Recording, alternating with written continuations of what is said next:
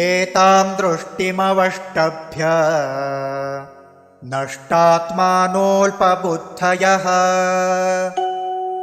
प्रभवन्त्युग्रकर्माणः क्षयाय जगतो हिताः।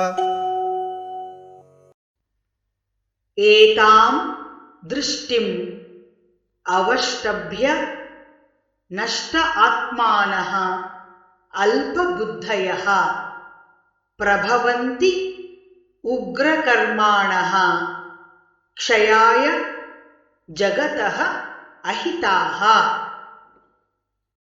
एतां दृष्टिमवष्टभ्य नष्टात्मानोऽल्पबुद्धयः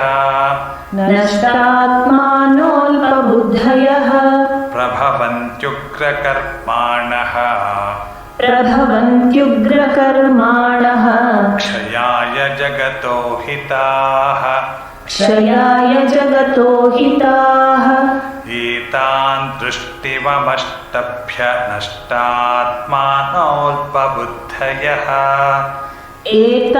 दृष्टिमवष्टभ्य नष्टात्मानोऽल्पबुद्धयः प्रभवन्त्युग्रकर्माणः क्षयाय जगतो हिताः।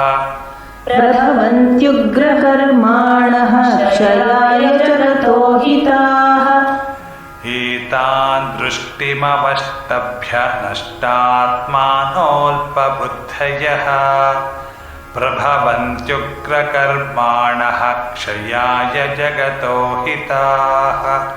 एतां दृष्टिमवष्टभ्य नष्टात्मानोऽल्पबुद्धयः प्रभवन्त्युग्रकर्माणः क्षयाय जगतो हिताः।